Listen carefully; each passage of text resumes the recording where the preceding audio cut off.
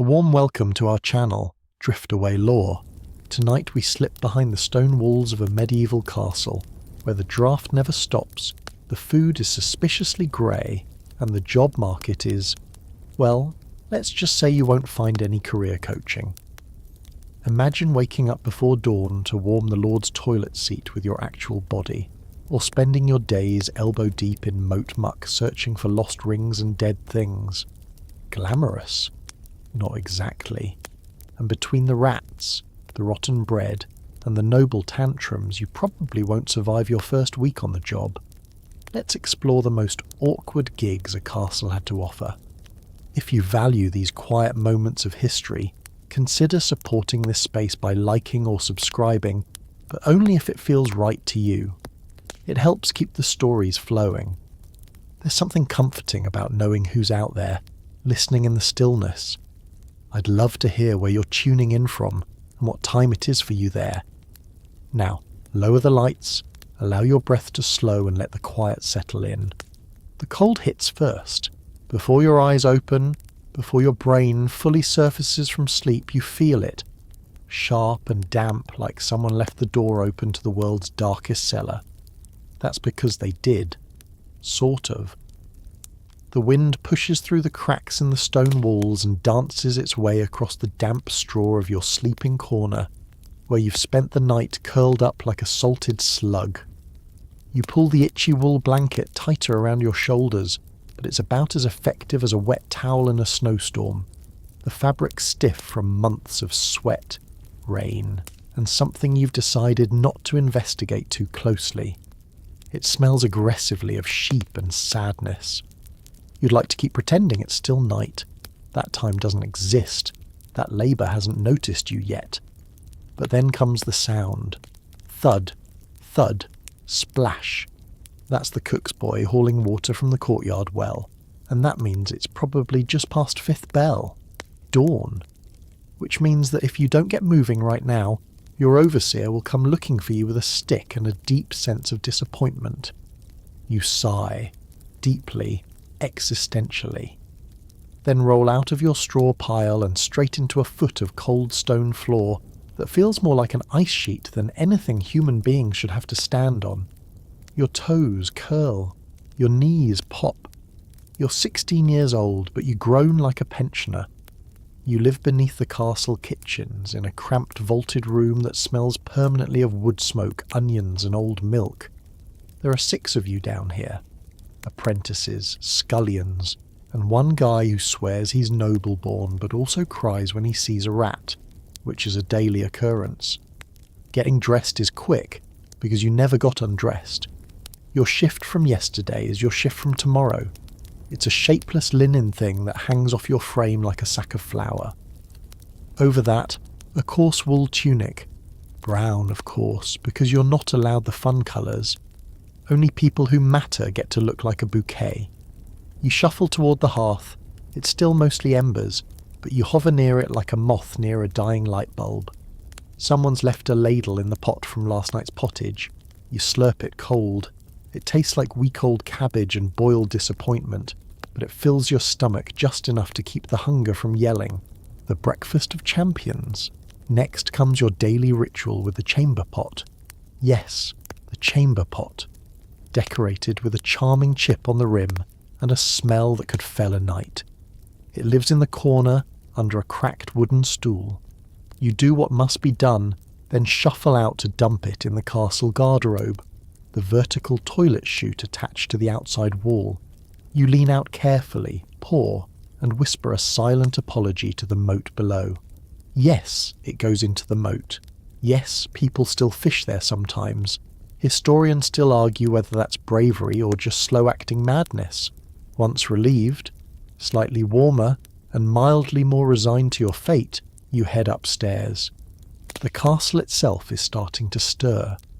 You walk past the kitchen, where fires are being coaxed from the embers, and through the narrow servants' corridor, where the walls drip with condensation. You can hear the clatter of pots, the low hum of half-hearted conversation, and the occasional cursing from the spit boy who burned his fingers. Again. He's never not burning his fingers. It's practically a spiritual calling at this point. You make your way into the main hall, which is empty for now, save for a few senior servants airing out furs and sweeping yesterday's mud off the flags. The place looks better in candlelight. In the cold grey of early morning, the tapestries hang limp, and the stone arches echo with the kind of silence that makes you hyper-aware of every stomach gurgle. Your job today, like most days, is everything.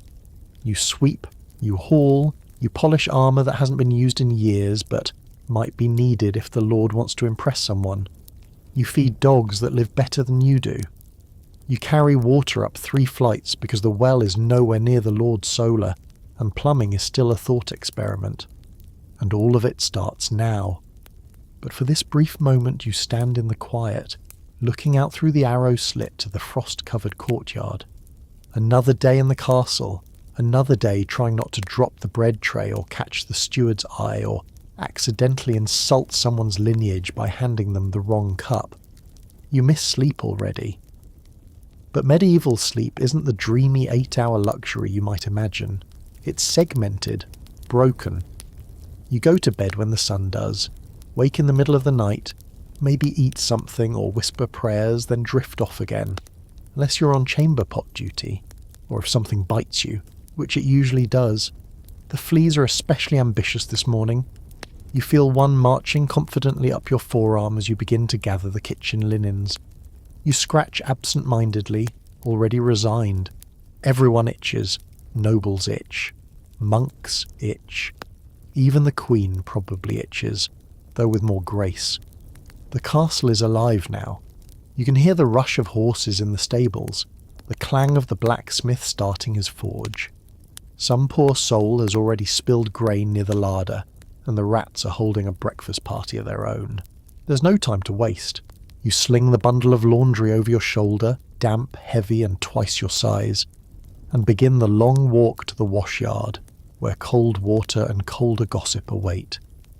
And somehow, even in all this discomfort, part of you is grateful. You're not starving. You're not on the battlefield. You haven't been accused of witchcraft yet. Today, you're just a servant in a castle, and that's awkward enough. You grab your tools, though tools is generous.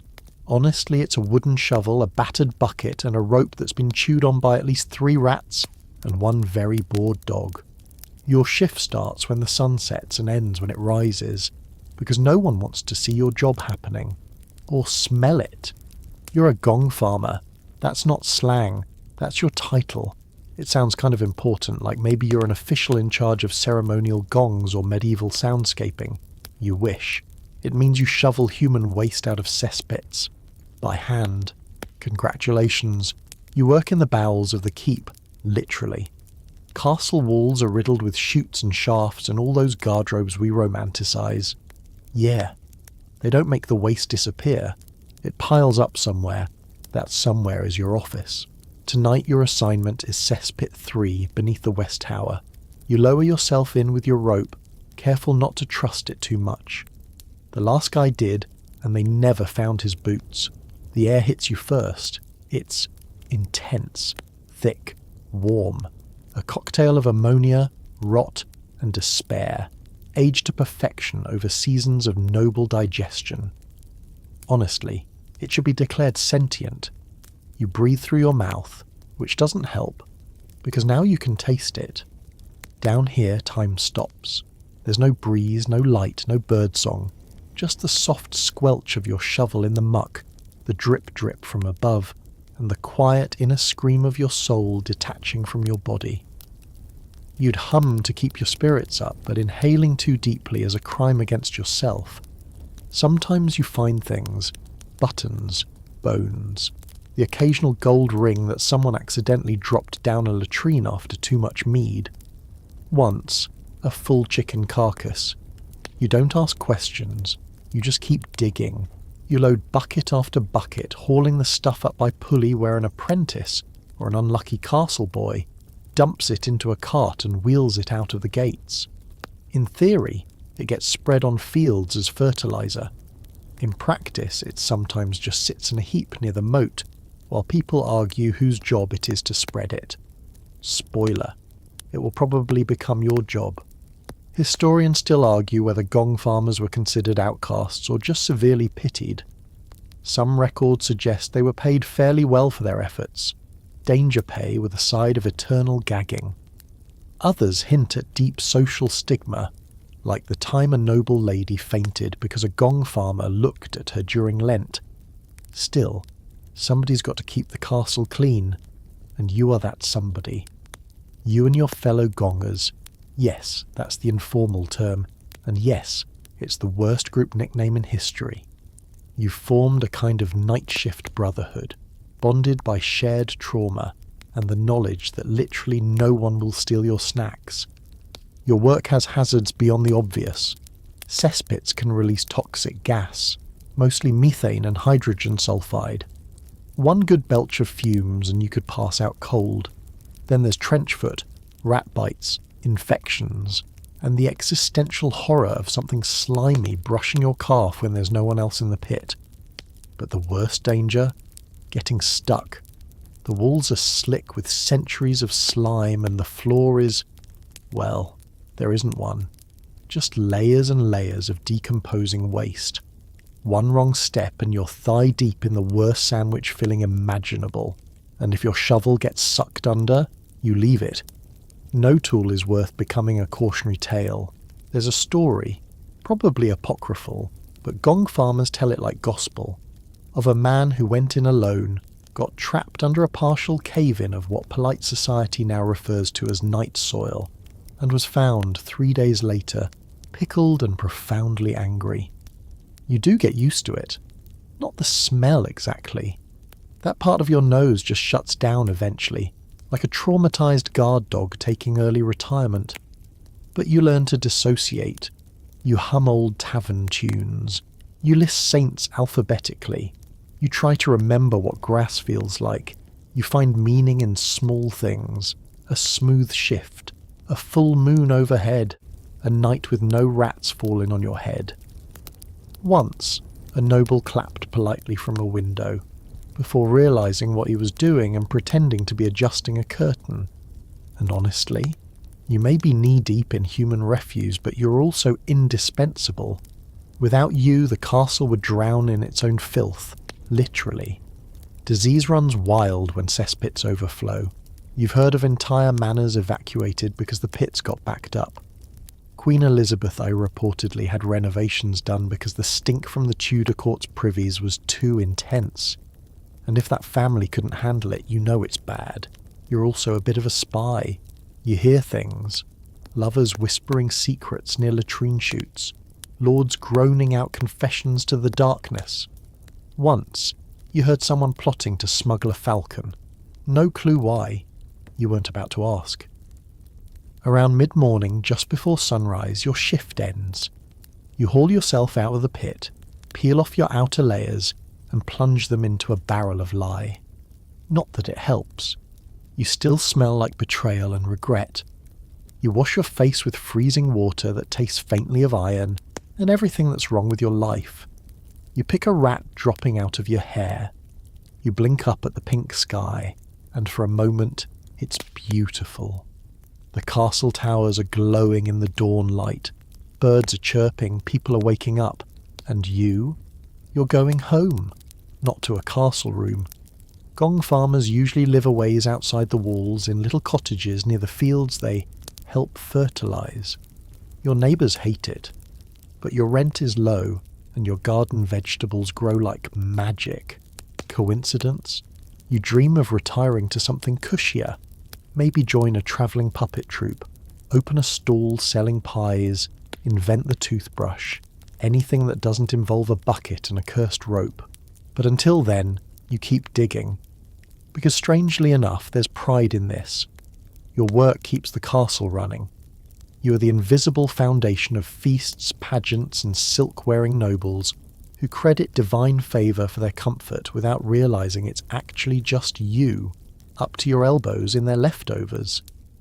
And hey, at least you don't have to worry about fancy clothes. No one expects fashion from someone wearing waders and the vague aura of doom. You rise before the sun does because the Lord's underwear doesn't put itself on.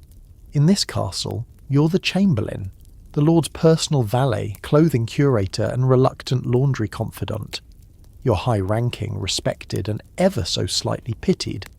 Because while you do manage the noble wardrobe, you also touch more sweaty linen than a monastery bathhouse on discount day. Your work is a delicate waltz of fabric, formality and faint body odour.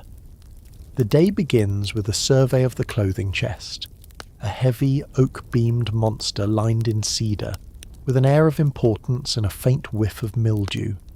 You catalogue each piece by memory, the brocaded doublet, the fur-lined cloak for winter councils, the hose that always slides down during falconry, and, most intimate of all, the linen braise, medieval underwear, floppy, wrinkled, dangerously unflattering. And guess whose job it is to fold those? You carefully lift a pair of unwashed undergarments, holding them like live meat.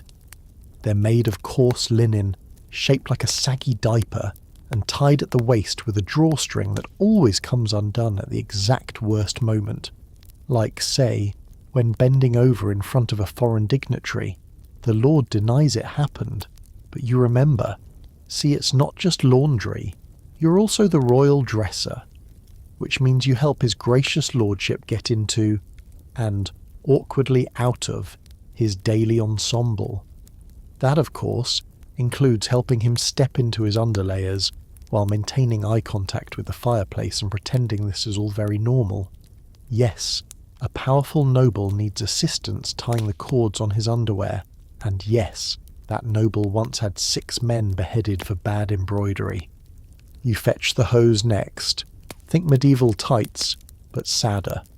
Stitched from wool or linen, they sag around the knees and don't exactly scream knightly virility.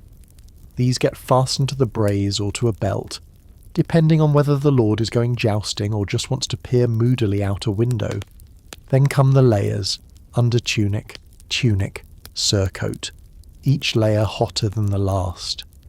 By the time you've laced and pinned the final piece, the Lord is sweating like a roast pig at a harvest feast, and naturally you're expected to keep him smelling vaguely like lavender and authority. This is where your real skill shines: scent management. You've developed a 6th sense for which herbs cover which bodily offences. Rose petals for armpits, sage for mildew, myrrh for that mysterious castle basement aroma that clings to everything, including your dreams. You dab perfumed cloths discreetly under the arms before the Lord's public appearances, all while pretending to straighten a collar or admire the drape of his cloak. Historians still argue whether chamberlains were allowed to speak freely with their lords, or whether their position came with a strictly zipped mouth. Not that you've said a word anyway.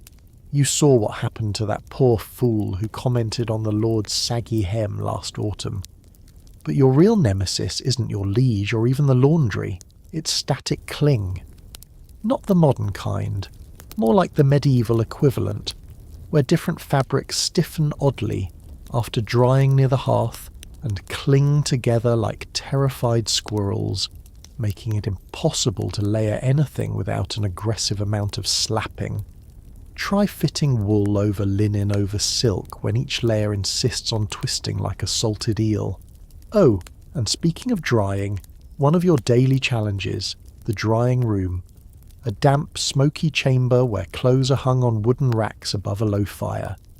It is never quite dry, always very flammable, and mysteriously occupied by at least one castle cat. You chase it out again.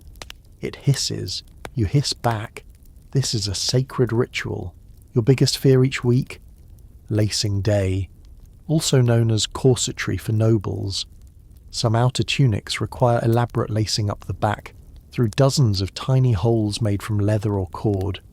You once spent 23 minutes threading a lace through a ceremonial doublet, only to realise you'd begun on the wrong side. The Lord was not pleased. You apologised. The lace was not spared. There is, however, one small joy, a secret triumph. You're the only one who truly knows what the Lord wears underneath it all. So when he struts down the hall, grand and perfumed, announcing policy or declaring war, you know he's doing it in underpants with a patched backside stitched last month after an unfortunate saddle mishap. That's power. Mainstream historians agree that the Chamberlain's role grew more specialised by the 14th century, eventually separating into different posts like the valet or the wardrobe master. But in your case, you're still the all-in-one. Seamstress, stylist, emergency underpants fixer. And then there's the matter of fashion emergencies. Last week during the grand feast, the Lord spilled mulled wine down the front of his best scarlet surcoat. The stain bloomed like a violet bruise. You knew, instantly, it was going to take at least 2 ash washes, a vinegar soak and maybe a prayer to St. Hunna, the unofficial patron of laundry, just to lighten it. The Lord blamed the dog. The dog was executed. You added dog defence to your job description. Your hands are always busy, stitching, scrubbing, folding, straightening, but your ears, they hear everything. Whispers from servants, schemes from the steward, affairs disguised as evening embroidery lessons. You say nothing. You hear everything. You've been here too long to be naive. Quirky fact for the day. One Flemish lord in the 13th century demanded his chamberlain warm his undergarments on his own body before handing them over. Yes, like a living human radiator, which makes your current duties feel positively elegant in comparison. Eventually, when your lord finally leaves for his council meeting, wearing 20 pounds of wool, smug dignity and hose that you suspect are on backward, you get a moment to rest. You sit beside the cedar chest, take in the scent of aging velvet, and let your eyes close, just for a minute. You dream of simpler days, days when tunics were plain, sleeves were normal-sized, and you weren't expected to sew gold thread onto someone's underwear. But those are foolish dreams. In this castle, fashion is war, and you're on the front lines holding a needle. You kneel on the cold stone floor, waiting silently outside the king's chamber. The air is thick with the scent of oiled wood, candle smoke, and something more. Poignant. A few feet away, 2 guards shift uncomfortably, doing their best not to look in your direction. They know what your job is. They just don't know how to make eye contact anymore. A bell rings gently behind the door. That's your cue. You rise, brush off the front of your fine embroidered tunic. Yes, you wear velvet. And step through the heavy oak door like a man entering both a holy shrine and a latrine. Because in a way, it's both. Congratulations! You're the groom of the stool. That's not a joke. That's your actual title. A noble privilege, a confidential honour, and perhaps the most awkward job in all of Christendom. Your official duty? Assisting His Royal Highness with the royal rear.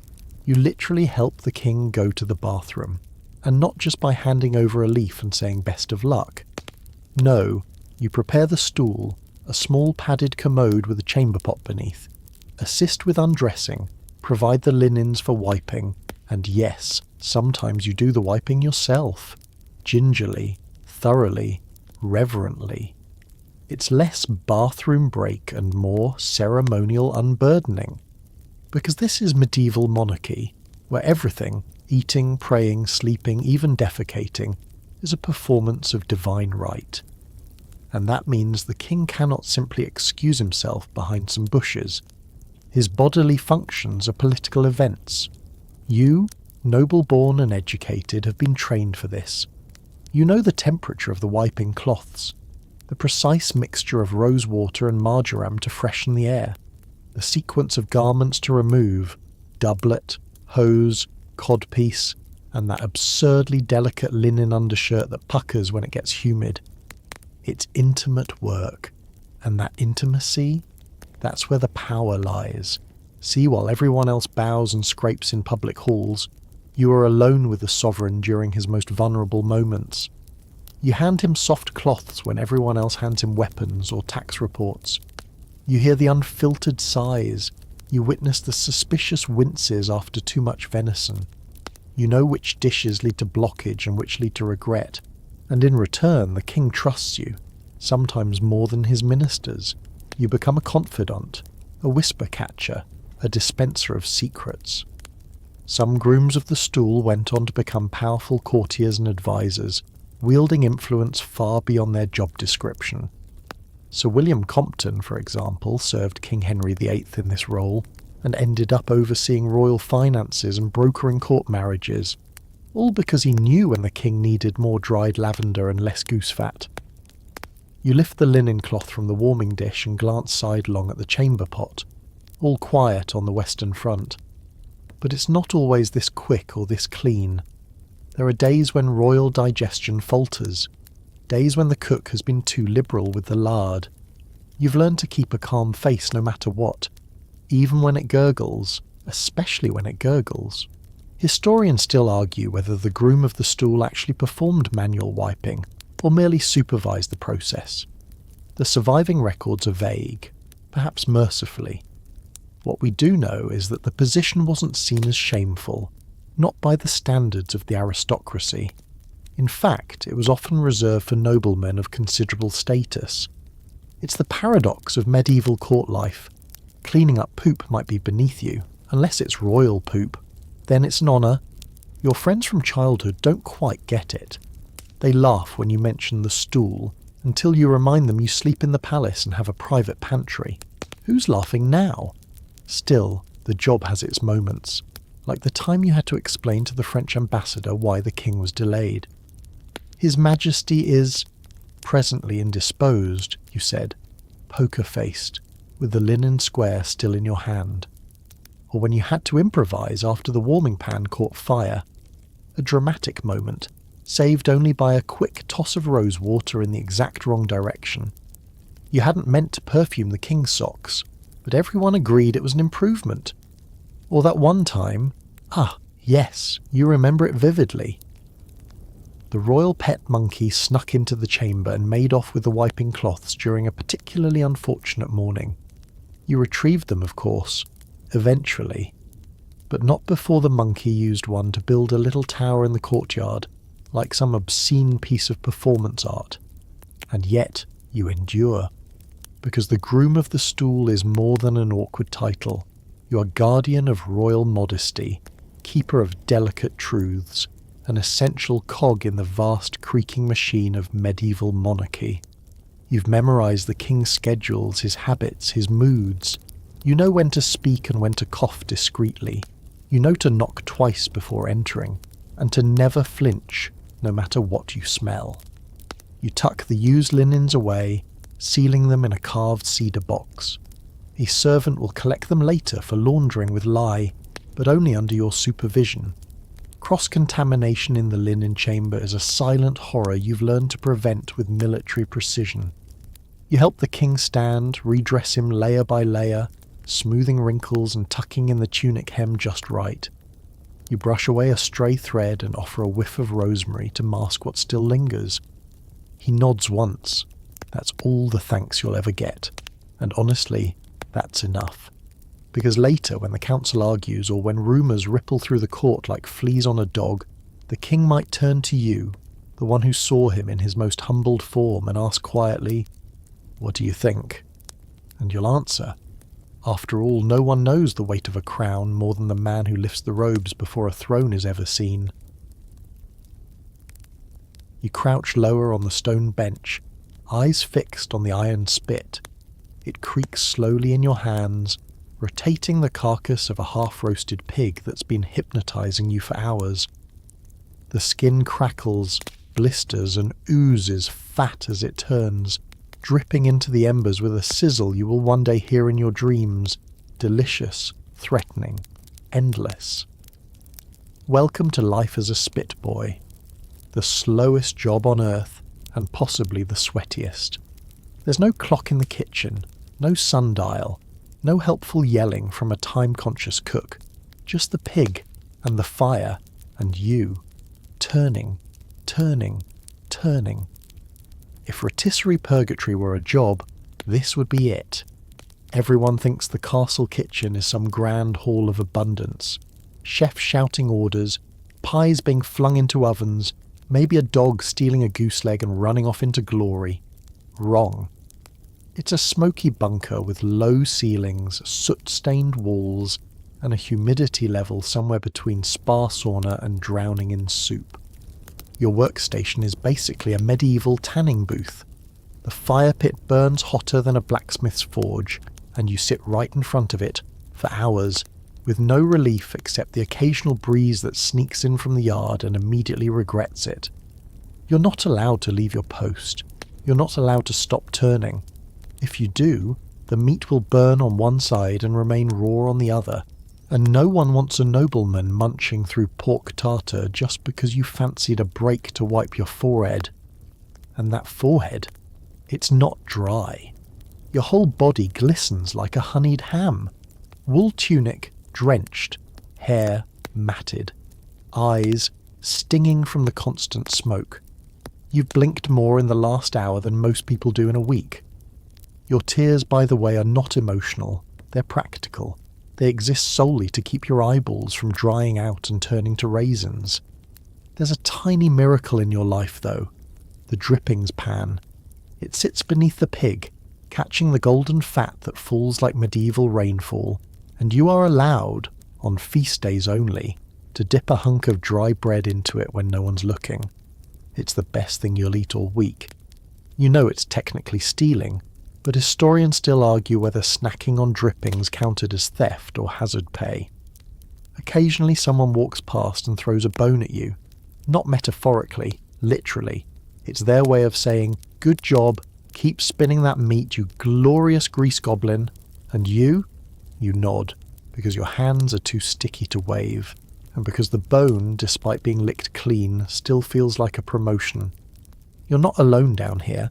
There's a dozen of you, all hunched over spits or kneading dough or carrying buckets of something mushy. The kitchen boys are a brotherhood, an overheated, underfed, endlessly bullied brotherhood. You speak in grunts, you share injuries, burns on the knuckles, blisters from the turning rods. One boy lost his eyebrows last spring and they never grew back. He tells people it's a fashion choice. It's not. The head cook, Mother Thistle, though no one knows her real name, calls you hearthlings. She says it with affection around Christmas, but the rest of the year it sounds like an insult. You once heard her say that a good spit boy should be half man, half coal. You're not sure if that means you're dedicated or just thoroughly charred. You hear stories from the upper levels of the castle about knights with satin sleeves and ladies who bathe in rosewater and wear perfumes made of crushed orchids and unicorn breath. And here you are, marinating in swine sweat and whatever passed for soap last season. Spoiler, it's still lard. Sometimes nobility will make their way down to the kitchens. They're either lost or desperate. One time, the lord's youngest son snuck in to steal a tart. He saw you turning the pig and said, "Oh, you're doing a pig dance." You didn't correct him. You just smiled through the smoke and added it to your mental list of childhood trauma. The worst part isn't the heat, though. It's the time. Some days the pig takes 12 hours to roast. 12 hours of watching a single item turn slowly in front of you, like the world's least inspiring carnival ride.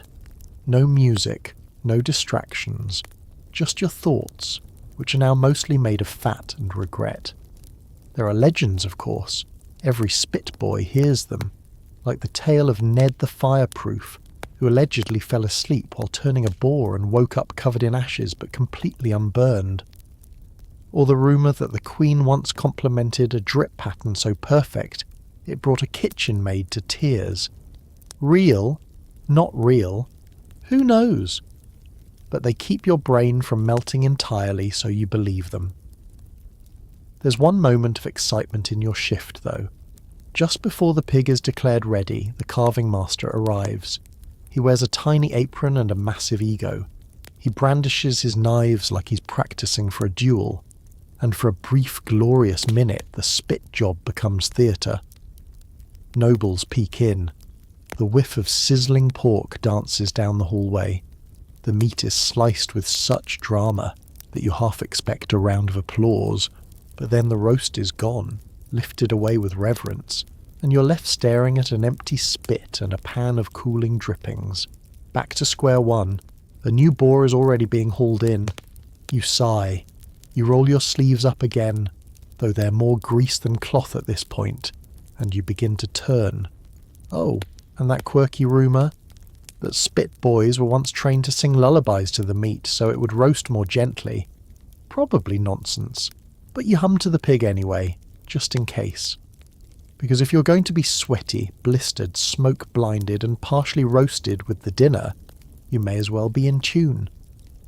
You carry a stick in one hand, a coarse sack in the other, and the undeniable scent of stale goose fat mixed with panic in your nostrils. It's pitch dark, because of course it is, and you're crouched somewhere beneath the castle's chapel, wedged into a crawl space that smells suspiciously like it doubles as a squirrel graveyard. You're the castle rat catcher. Congratulations. Most nobles don't know your name. They call you boy, girl, or sometimes that sneaky one with the lumps. They only remember you when something small and hairy skitters across their lavish banquet table, and they scream like it's the end times, which, to be fair, in the Middle Ages is a fair assumption. Plague, rats, famines, rats, mysterious night sounds in the pantry, probably just your cousin Stefan snacking again. But also, rats. Your job is to find them, catch them, end them, quietly. And in a stone fortress with food stores, heat, and hundreds of people who treat crumbs like confetti, that means you're very, very busy. You duck into another tunnel, brushing past spider webs that seem slightly more organised than they should be. Your candle flickers. You hope that's from a draft, and not the breath of something watching you. Your tools? Primitive but effective. A stick with a nail hammered through the end, some scraps of cheese, a small net, a bag that hasn't been properly cleaned since last fall's ferret incident. You don't talk about the ferret. Above you the Lord is dining. Below him you're on all fours in a passage built only hobbits would find comfortable, where the stones drip something that is either water or not. You listen. There, a faint rustle. You freeze. Not with fear, with calculation. You've learned to think like a rat, seek the warmth, smell the lard, avoid the angry cook. You're practically a whiskered genius. You make your move, quick jab, quick grab, into the sack. It squeals. So do you, a little, but only inside. Historians still argue whether rat catchers were officially employed by castles or hired ad hoc by desperate kitchen staff. You're inclined to believe the latter, given your current pay, which is technically unofficial stew privileges, and once a comb made from bone. You shuffle deeper into the wall network, up a narrow stair that wasn't meant to be stairs at all. Just uneven stones that vaguely imply vertical movement. Hidden corridors like this one lace the castle. Some are shortcuts for servants. Others are escape routes. A few forgotten entirely except by things that only come out at night. Legend says there's a corridor beneath the hall that leads straight to the crypt. Nobody's opened it in decades. Too many screams, too many rats, too much crypt. But you know how to navigate them all. You've used the tunnels to dodge drunken knights, avoid the steward's lectures, and once deliver a sack of eels to the wrong chamber without anyone noticing. You're something of a castle shadow. The rats know you now. They fear you. Or so you tell yourself at night when you sleep with one eye open and a hand on your stick. You pass an old alcove lined with shattered wine jugs and dried herbs. A rat shrine, a forgotten apothecary, could be either. You've seen things. Tiny rat feasts. A nest built using fragments of a bishop's robe. One ambitious rodent tried to drag away a silver spoon, right into a hole behind the chapel wall. Spoiler, it got stuck. You both stared at each other for a long moment. Mutual respect. There's a theory, mostly whispered by the bored scullery maids, that rats are messengers of the underworld, creatures of mischief and memory.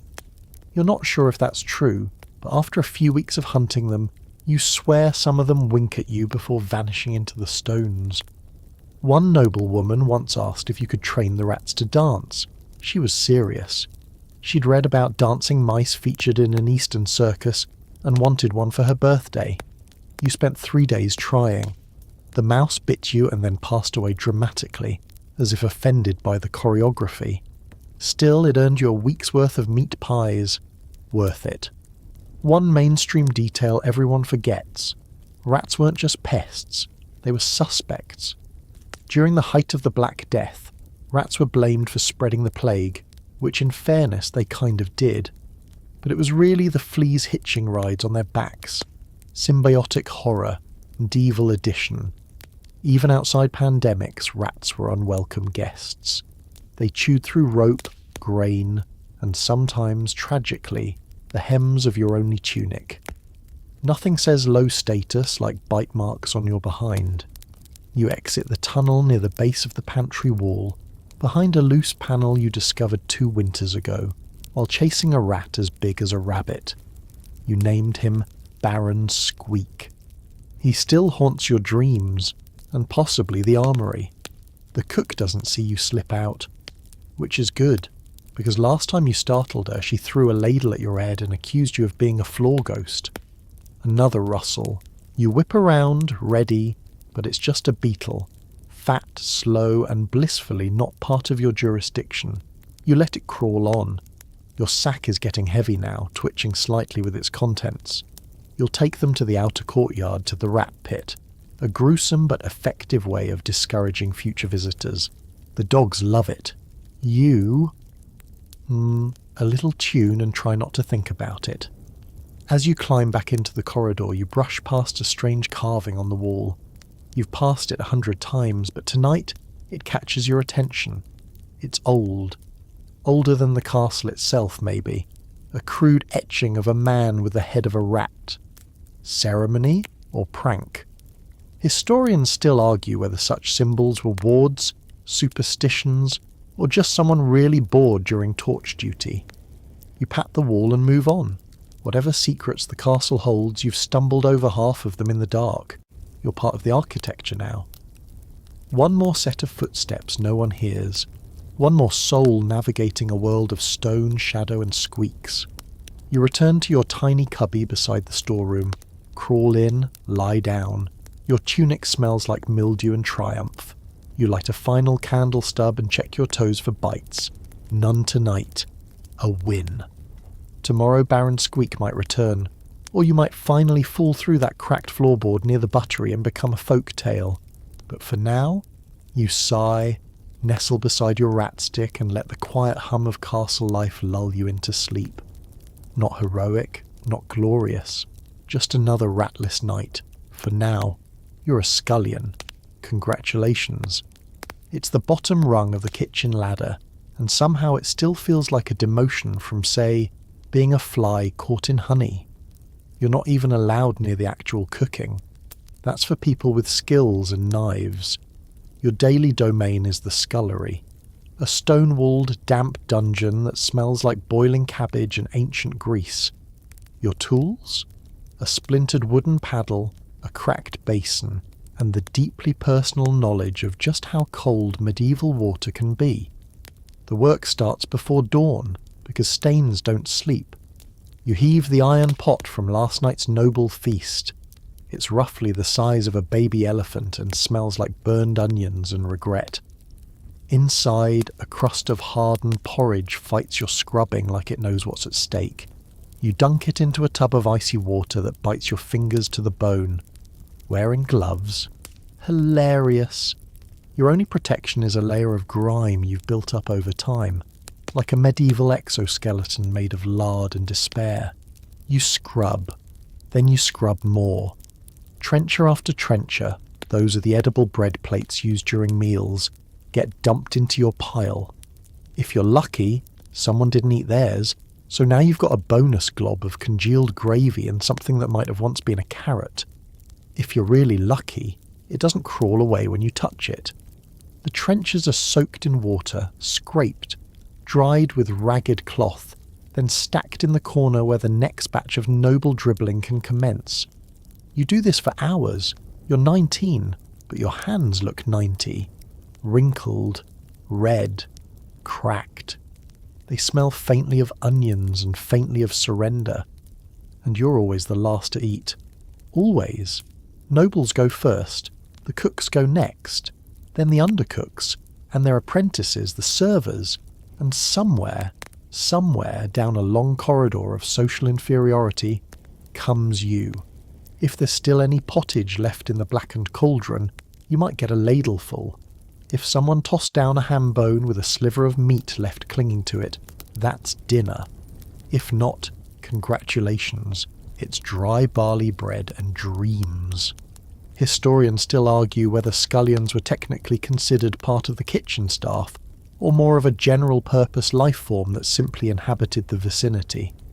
In records, you're barely mentioned, except when someone makes a note about who broke all the trenches that one feast night. You didn't, by the way. That was Godric and his slippery fingers, but no one believes you. There's a moment of rest late at night, when the fires die down and the last stack of dishes has been scrubbed into oblivion. You look out from the scullery window, a narrow slit meant more for pigeons than people, and you see the stars. They don't sparkle like poems say. They blink coldly, indifferently, as if reminding you that even the sky doesn't care about dish duty. Back at the wash bench, your companion is a wooden board with a groove for draining wastewater. One particularly bleak winter, you start naming the grooves. There's Geoffrey, the chip near the corner shaped vaguely like a tooth.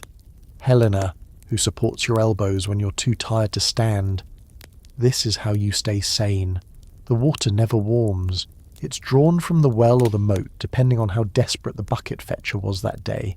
And yes, sometimes it's moat water, which means you're not just washing plates. You're washing them in water that's seen more sewage, blood, and fungal growth than a horror movie set. Chew on that next time you imagine a romantic medieval dinner. The only breaks you get are when someone needs you elsewhere, like scrubbing floor rushes, hauling firewood, or, on one memorable occasion, chasing a goose out of the pastry room. The goose won. It still haunts your dreams. One odd little fact. Some castles trained scullions using rhyme. Yes, there are medieval housekeeping poems that list steps in order. What to wash first, how to clean pewter without angering the steward, which end of the pig not to touch with bare hands. Think of it like a deeply depressing musical, but with mops and weeping. You go to sleep not in a bed, but on a sackcloth near the hearth, forehead still sticky with mutton fat. Your dreams are filled with bubbles, not the fun ones, just boiling water and screaming. And yet, you start to recognize the rhythm, the scrape of trencher crust, the splash of bucket water sloshing, the way the candlelight throws golden glints on the copper pots when, for half a second, they're clean. It's a routine built on repetition and quiet victories, like unburnt bread, or managing to save a scrap of cheese without the steward noticing, and sometimes the cooks hum, not to you of course, but to themselves. It's a soft, tuneless melody that floats through the scullery and makes the cold water feel slightly less cruel. You find yourself humming along one night as you scour a platter stained with blackberry pie. It feels oddly triumphant. One day, far in the future but not impossible, you might graduate. Not to cook necessarily, but perhaps to turnspit, or even server if your back holds out and you master the noble art of not sneezing in the Lord's direction. For now, you plunge your arms back into the cold, greasy water, grit your teeth, and rinse another trencher. It's not glory, it's not chivalry, but it's castle life. And the castle, for better or worse, keeps turning on these quiet bits of drudgery. You climb the narrow stone steps of the battlements, boots scraping against centuries of moss and moonlight. The torches are few and far between tonight, half of them gutted out hours ago, and the rest are barely more than sullen orange smears. You pull your cloak tighter around your shoulders, Not because it's warm, it isn't, but because you've convinced yourself that cloth offers some protection against whatever might be watching. It's midnight, the witching hour if you believe in that sort of thing, and in 14th century Europe, you definitely do. You're the night watchman, a man with a torch, a halberd, a wheezy dog named Blick, and absolutely no backup. Everyone else is asleep. Rich nobles in their feather beds, curled under imported Hungarian goose down. Cooks in their bunks, dreaming of beef that isn't burned. Even the dungeon rats are probably napping. But not you. You're patrolling the castle walls, because someone has to make sure no one sneaks in, no one sneaks out, and the castle doesn't mysteriously disappear in the night. You're not even sure what that last one would look like, but your captain mentioned it once, and it's haunted your imagination ever since. You walk slowly along the northern curtain wall, overlooking the blackness of the forest beyond. Trees bristle like bayonets in the faint moonlight. An owl hoots somewhere off to your left, and you nearly swing your halberd at it in pure reflex. Just an owl, probably. The night is deathly quiet. Too quiet. Your boots crunch over frost-crusted gravel with the volume of a cannon blast. Every sound is amplified, echoed. A cough from the courtyard below sounds like it came from beside you. The wind might just be wind, or a ghost. Historians still argue whether castle hauntings were just drafty chimneys, or actual supernatural residents with unfinished business and a flair for the dramatic. You reach the northeastern tower and pause, looking out over the road that leads to the village. It's empty. Not even a drunk stumbling home. Not even a wolf. Just your breath, steaming in the cold air like a ghost escaping your lungs. Time doesn't move at night. You swear the hourglass jams just to mess with you. You tap it gently, then not so gently. The sand inside continues to fall, reluctantly, like it too wishes it could be asleep. You start walking again, one hand on your halberd, the other clutching your flickering torch. Shadows dance along the wall, leaping and stretching like they've got their own agenda. One of them looks suspiciously like a hunched man with a dagger. Turns out it's your shadow. Again. You pass the chapel tower, where the gargoyles leer down at you with chipped stone teeth and knowing smiles. Someone ought to clean those. You know a guy who might do it, but he also picks lice off chickens for a living, so his schedule is surprisingly tight. On nights like this, your brain plays tricks. You think you see movement in the garden, the faintest rustle of leaves. You freeze, count to 3, then 4, just to be safe. Nothing. Just the wind again, or the ghost of a lettuce. Hard to say. You remember, grudgingly, that your job is considered an honour. Sort of. In that you're trusted to stay awake and not let the castle burn down while everyone else dreams of warm porridge and not being awake. But really it's because no one else wanted it. The last watchman. Well, he fell asleep during a fog and was found talking to a scarecrow in the orchard, convinced it was the king. After that, let's just say he found alternative employment in the lowest part of the moat. You check the iron gate locks, jiggling each one with a satisfying clunk. Still sealed, still castle-y. No Vikings, no bandits, no one trying to sneak in and gently rob the pantry of dried figs. The fig thieves are especially persistent. You glance up at the stars. A few peek through the clouds, cold, distant, uncaring. You used to find comfort in them. Now they seem to silently judge your choice in professions. Does anyone ever think about the watchman? Not when everything goes well. If no one dies, no one remembers to say thank you. But if something slips by, one marauder, one assassin, one mildly disgruntled goat, suddenly it's your fault. You round the southeastern corner and stop. There's something strange.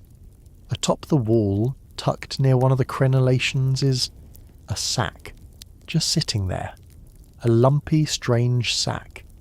You didn't put it there. You'd remember. You approach it with all the courage of a man who's been startled by his own shadow multiple times tonight. You prod it with your halberd, It shifts. You leap back. Blick the dog barks once, then immediately pretends he didn't. Thanks for the support, Blick. You steel yourself, open the sack, and find cabbages. Just cabbages. Someone left a sack of cabbages on the parapet, possibly as a joke, possibly for a midnight snack emergency, possibly as a decoy for a ghost lettuce uprising. The theories are endless and none of them helpful. Quirky fact. During certain long sieges, night watchmen were also responsible for launching dead animals via trebuchet to spread disease. Imagine writing that in your job description. Wanted. Alert individual with good aim and strong stomach. You sigh and keep walking. Your torch is almost out. Candle stubs in your pouch aren't much better, but you strike one up anyway. It flares wildly before settling into a dim, sulky glow. Just like you. Your path takes you past the old well near the inner ward. It's covered now for safety, but everyone knows the story of the boy who fell in during a harvest festival. They never found him. Or maybe they did, and just didn't tell anyone. Rumours change faster than your supper rations. Historians still argue whether certain wells doubled as secret passageways, or were just very poorly planned plumbing. Either way, you don't linger. A sudden gust makes your candle sputter. You shield it with your hand and grit your teeth.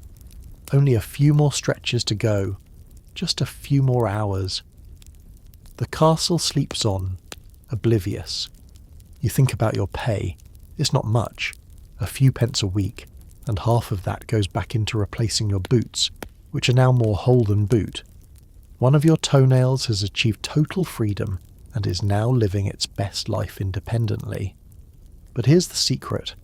Sometimes you don't mind. The silence, broken only by owl calls and the faint rustle of banners in the wind, it's oddly peaceful.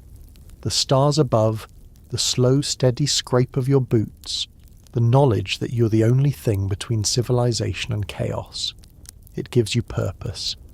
Even if no one sees you, even if no one thanks you, and sometimes when the moon is high and silver spills across the stones, you imagine yourself not as a tired watchman with a limp and a bag of crusty bread, but as a guardian, a silent sentinel, the protector of dreams, until tomorrow night, when the cabbage sack comes back.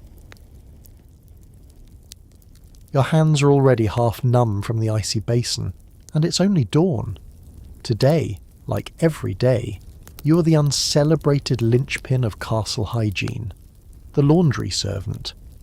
A noble woman's soiled chemise is clutched in one hand, a wooden paddle in the other, and before you even open your mouth, the smell does the talking.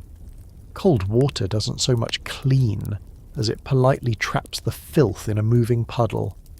The soap, if you're lucky enough to have some, is lye-based, harsh enough to peel paint off walls or skin off your hands, probably both, and it stings in all the places you nicked yourself on thorns while hauling linen from the drying ropes yesterday. You hunch next to the stone trough, sleeves rolled, shoulders tight.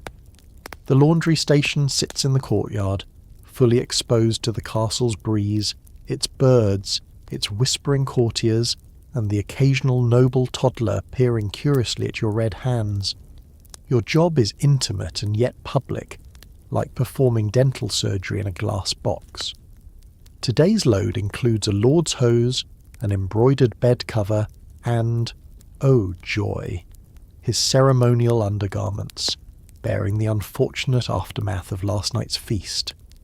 Pigeons coo from above as you drum the unmentionables against a washboard.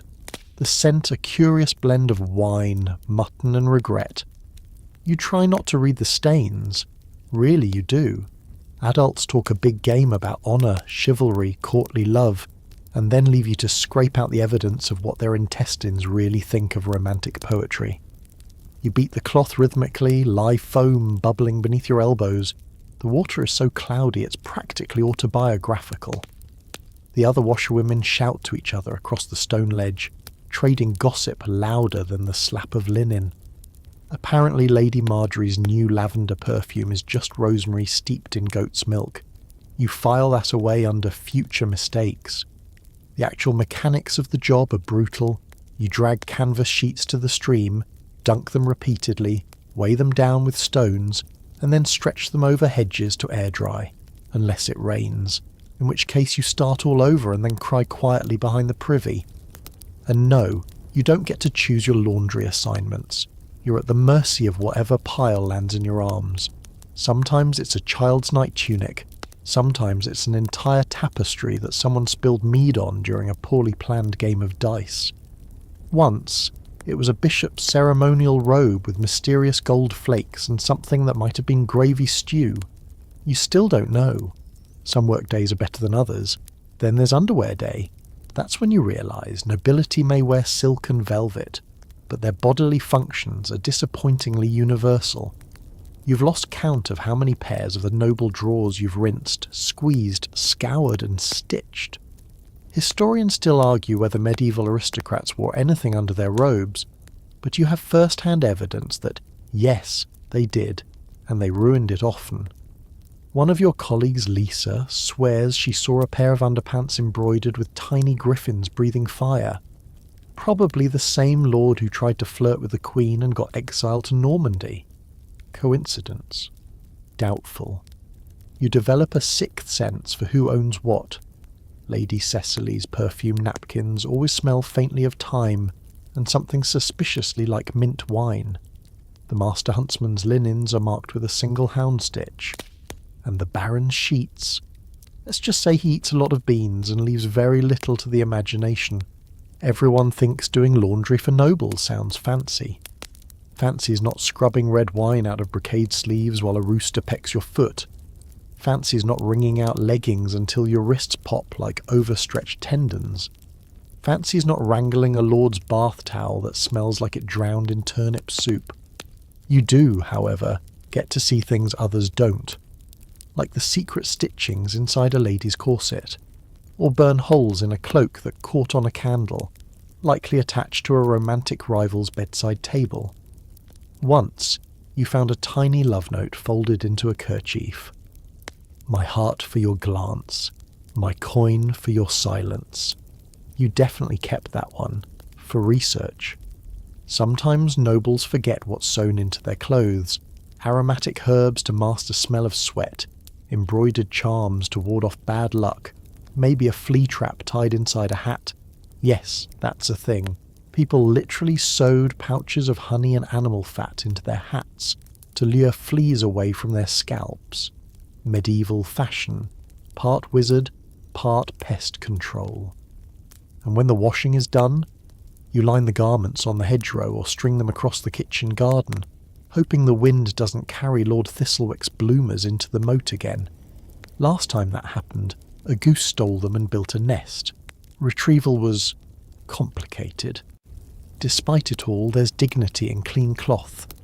When noble lords stride into the great hall in gleaming linen and gold-threaded sleeves, none of them think of you, but you're there, woven into the seams, carrying the weight, quite literally, of aristocratic ego. You know their secrets. Who has ink stains on their cuffs from writing love poetry after curfew? Who choose fennel seeds to hide their breath before an unexpected encounter behind the chapel? Who has been hiding an extra set of boots under someone else's bed? Once you realised 2 garments had the same perfume. 2 people, 1 scent, a pattern. You said nothing, of course, but oh, how interesting. One day you might leave the laundry court, perhaps graduate to chambermaid or work in the Lord's wardrobe, where there's less scrubbing and more folding. Maybe you'll be trusted to starch collars, or even help tie the silk ribbons on the Duchess's wedding gown. But for now your fingers are cracked, your apron is damp, and you've just found something crusted onto a doublet that might be blood, or stew, or a political statement. Time to scrub. Again. Because in this castle, appearances must be spotless, even if someone else is doing the dirty work. You know the smell before you even open the gate to the lower yards. It hits you like a wool sock soaked in vinegar and left in the sun. If the sock had also been dipped in pig offal, and rolled through a goose pen for good measure. The stink doesn't just sit in your nose, it climbs inside and builds a tiny house there. It lingers in your hair, your clothes, your dreams. They say smell is the sense most tied to memory. If that's true, you're going to remember this for the rest of your short, pox-risked life.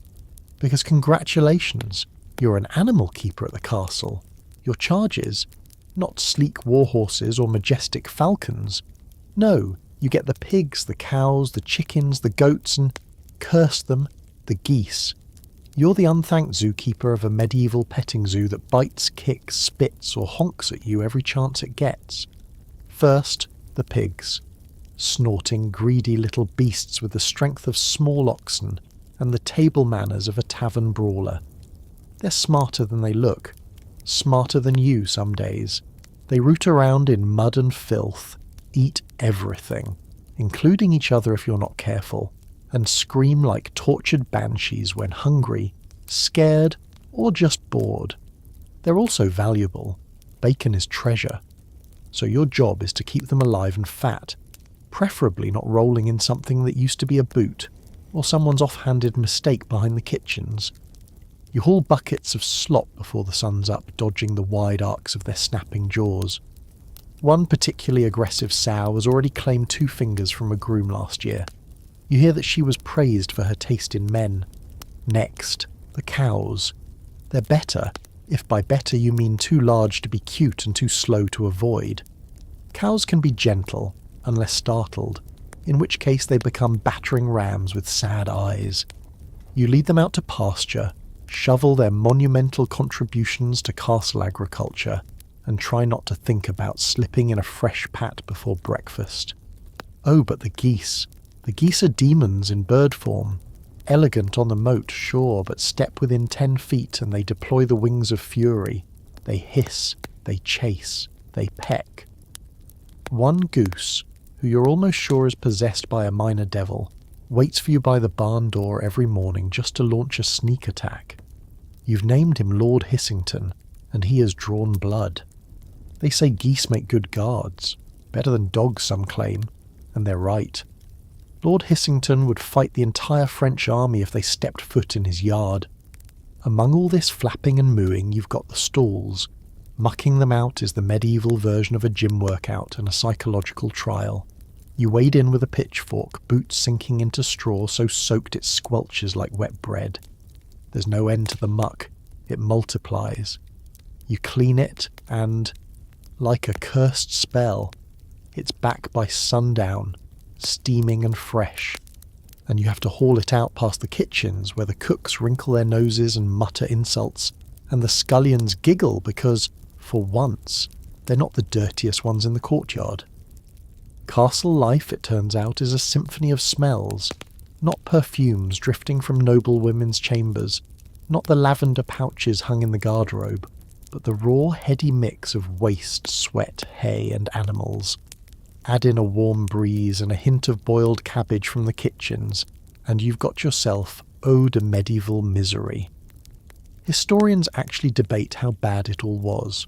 Some argue people got used to it, that their noses, dulled by time and grime, just stopped noticing. Others suggest elaborate herbal pouches and nosegays were early attempts to protect both scent and sanity. Either way, your nostrils gave up years ago. Still, you find strange comfort in your barnyard kingdom. You know every animal by smell alone. You can tell which cow has colic by the way her ears twitch. You can sense when the pigs are restless, usually just before something terrible happens. The castle steward has no idea how much he depends on you to keep the milk flowing, the bacon coming, and the eggs uncracked. Speaking of eggs, chickens. Such innocent creatures, right? Feathery, clucking little egg machines, until you've tried to collect from a broody hen. They are small velociraptors with talons and opinions. You approach with caution, whisper reassurances, and offer bits of grain like a peace treaty. Then you reach under and, bam! Pecked on the knuckle. Every single time. You still have the scar from that week the rooster decided you were his rival for supremacy. You lost, just barely. And yet, It's your job. No praise, no title, just the ever-present scent of animal life clinging to you like a personal fog. You're not courted at feasts. You're not welcomed into warm chambers. Most folks give you a 5-foot berth. You've accepted that your personal aura is barnyard bouquet. There's a rumour, whispered among the laundresses and the bakehouse girls, that animal smells ward off plague. You're not sure if that's true, but you're clinging to it like a piglet to its slop. If stench is protection, then you're practically immortal. A fringe theory, among the less scientifically inclined apothecaries, suggests goose fat helps prevent chilblains in winter. This led to a brief, regrettable period when you coated your boots in it. The fat didn't help your toes, but it did attract every cat in the outer ward. One licked your foot through a meal. It was intimate. There are moments, between the honking and the mooing, when you look up at the castle's high towers. You wonder what it smells like up there. Maybe rosemary and fresh bread. Maybe beeswax and velvet. Maybe nothing at all. But you'll never know. Your world ends at the barn doors, at the back wall of the stables, at the fence where Lord Hissington stares you down with his soulless black eyes. Still, without you, the castle starves. The nobles feast on your work. The buttery serves your milk. The kitchen boasts your eggs. Even the almoner gives away pigs you fattened as alms. You're anonymous, essential, permanently scented, and as you step into another puddle that was definitely not just water, you sigh and think. Maybe someday you'll be reincarnated as a falconer or a monk. Anyone, really, who doesn't get pecked in the face before breakfast.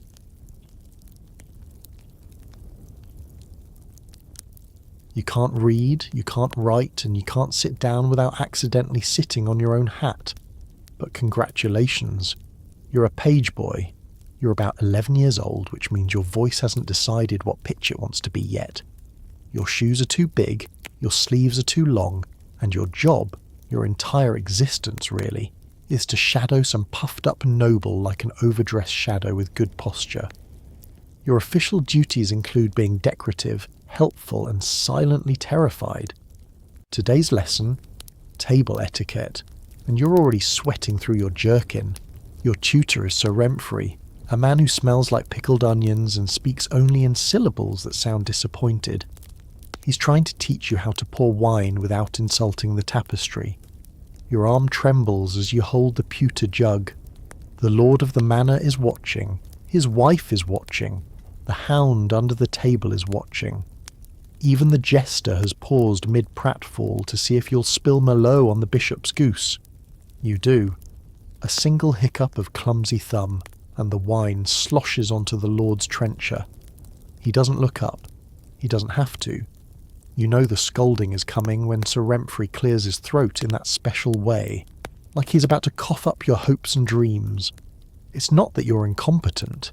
It's that the rules are the size of an illuminated manuscript and about as flexible. You must bow at precisely the right angle, neither too deep, like a fawning peasant, nor too shallow, like a Frenchman.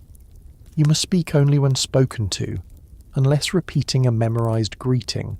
Then speak perfectly, with no stammer, or you'll be back to bowing practice until your knees feel like boiled parsnips. And heaven help you if you forget which fork is for fish.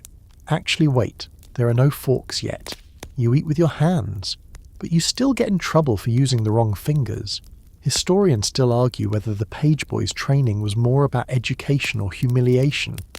Some say it laid the groundwork for knighthood. Others say it just created nervous teenagers who can recite all the saints' feast days but still flinch when someone uncorks a bottle. You eat last, of course, after the lords, knights, guests, hounds, and possibly the cook's pet goose.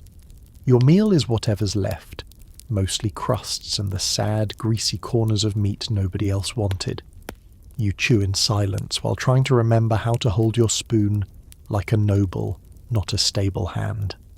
At night, while the rest of the castle settles into the cold embrace of damp stone, you're in the scriptorium. Well, not doing anything fancy like copying manuscripts. That's for monks with steady hands and working eyesight, You're holding candles for someone else, for hours. If your arm droops, the wax drips.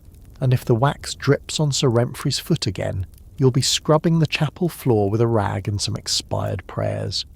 Still, despite the soul-shrivelling pressure and the constant risk of reprimand, there are moments, tiny golden flickers, when you love it. Like when the lady of the castle nods at your bow just once, or when the steward allows you to carry a message to the captain of the guard, and for an entire hallway you feel like someone important, and then you trip on a flagstone and land face first in a tray of meat pies. Being a page boy isn't glamorous. It's glorified babysitting, with a side of public humiliation. But if you work hard, stand straight, and keep your belt polished, maybe, just maybe, you'll become a squire. And if you survive that, a knight. That's the dream. One fringe detail no one warns you about: the etiquette of yawning. It's considered vulgar expression of idleness, so you've learned to yawn by clenching your jaw and blinking really hard, like a sleepy owl experiencing an existential crisis. You're also learning Latin.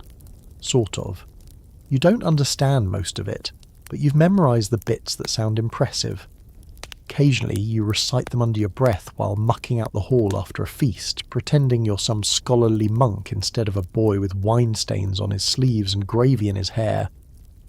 Sometimes at night the older pages tell horror stories about a boy who sneezed during grace once and had to sit in the stocks with his hands full of stale bread, or the one who forgot the Lord's name for 5 terrifying seconds and was suddenly reassigned to the chicken yard. You're not sure if those stories are true, but you don't sneeze at dinner. Page life is constant performance. Your posture, your pronunciation, your politeness, it's all being judged, all the time. Even when you think no one's watching, someone is, usually with disapproval. And the clothes, don't forget the clothes. You're required to wear the household's livery, colours and fabric chosen for you by someone with a questionable grasp of fashion. In your case, that's tunic and hose in mustard yellow and forest green, which makes you look like a sentient salad. One older knight affectionately nicknamed you Turnip Legs. It has not caught on, but it haunts you nonetheless. Still, there's promise in the ritual. You learn how to dance because one day you'll attend feasts as a guest, not a server. You learn how to hold a sword because one day you might need it. And you learn how to keep your face calm when a baron loudly announces that the new page looks like a startled badger in a hat. You do, but that's not the point. The point is, you keep going. You perfect the bow. You learn to serve wine correctly, always with the right hand, never over the left shoulder, and absolutely never while sneezing. You memorize every name, every title, every guest's preferred seating position and dietary restriction. You're shaping yourself like a statue, blunt-nosed, wide-eyed, and steadily chiselled into something more. So yes, it's humiliating. Yes, it's exhausting. Yes, your childhood is being carefully shaved down into a walking, sighing etiquette manual with oversized shoes. But you're still here, still standing, still dreaming, and maybe one day you'll get to pour the wine without trembling.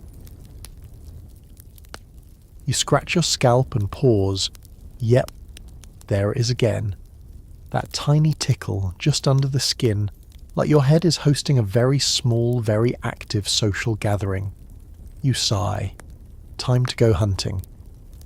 In the castle, no one talks about lice. Well, not out loud. It's more of a quiet epidemic. Everyone's got them. Lords, ladies, monks, milkmaids, royalty. Oh yes. Even the king himself might be scratching behind his ear with alarming frequency, pretending it's just a deep philosophical thought. And so, your unofficial yet mandatory role begins: medieval pest control. Or, as it should more honestly be called, personal lice executioner. You're not trained, not paid, and definitely not thanked, but it's up to you to keep the little beasties under some semblance of control. Your weapon, a thumbnail, your battlefield, skin. Welcome to the world's least glamorous job, featuring a never-ending quest to squish insects on other humans' bodies before breakfast. You work your way through your own scalp first, finger combing through tangled, greasy hair that hasn't seen soap in weeks, maybe months. When you find one, a louse, plump and smug, you pinch it between your nails, press until it pops and wipe the remains on your tunic. And you don't flinch, because you've been doing this since you were 5. Sometimes, if you're really unlucky, you get ordered rather, to delouse someone else.